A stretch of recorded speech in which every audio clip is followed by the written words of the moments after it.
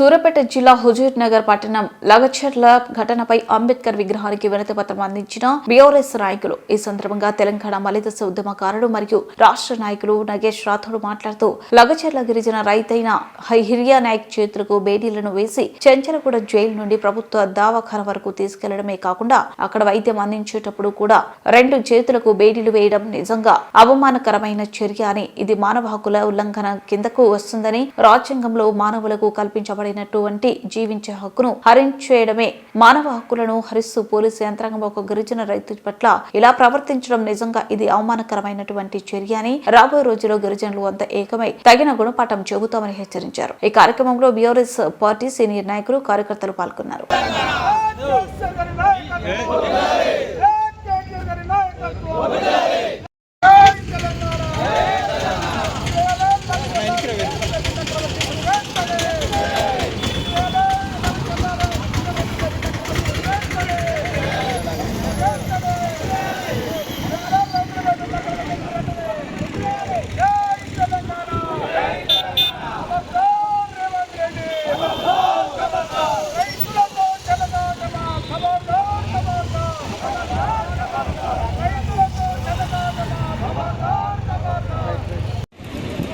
తెలంగాణ రాష్ట్రంలో రేవంత్ రెడ్డి గారు ప్రజాపాలన విజయవంతం సభను నిర్వహించుకోవడం కాదు, ఇది ప్రజాపాలన విజయోత్సవం కాదు, ఇది రాక్షస పాలన విజయోత్సవం అని చెప్పేసి తెలియజేస్తా ఉన్నాం. ఎందుకంటున్నామంటే ఈ మాట మొన్న జరిగినటువంటి లగచర్ల ఘటన చూసినట్టయితే మరి హిరియా నాయక్ గారు ఒక గిరిజనుడైనటువంటి మా గిరిజన సోదరుడి మీద మరి గుండె నొప్పి వచ్చిందని చెప్పేసి జైల్లో ఉన్నటువంటి వ్యక్తిని బేడీలతో బంధించి ఆయన ఏదో ఉగ్రవాది, తీవ్రవాది, అదేదో నక్సలైట్ అన్నట్టు మరి 2 చేతులకు బేడీలు వేసుకొని మరి హాస్పిటల్కి తీసుకురావడం జరిగింది.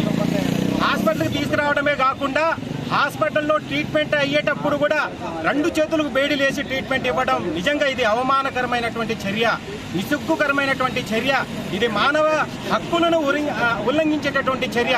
ఇలాంటి చర్యలకు పాల్పడితే రేవంత్ రెడ్డి గారికి ప్రజలు తగిన రోజుల్లో బుద్ధి చెప్తారని చెప్పేసి ఈ సందర్భంగా తెలియజేస్తూ, అయ్యా నువ్వు ప్రజాపాలన కాదు, నీది రాక్షస పాలన.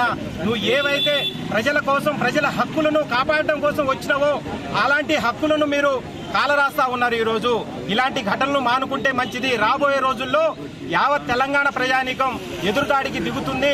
మరి ఇంకా 4 సంవత్సరాలు ఉందని చెప్పేసి ఇర్రవీగకు మధ్యలోనే నీ యొక్క పదవి కూడా వెళ్ళిపోతా ఉంటది.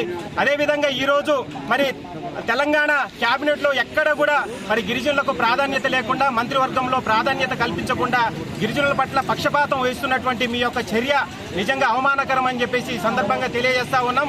రాబో రోజుల్లో ఖచ్చితంగా బుద్ధి చెప్తారు.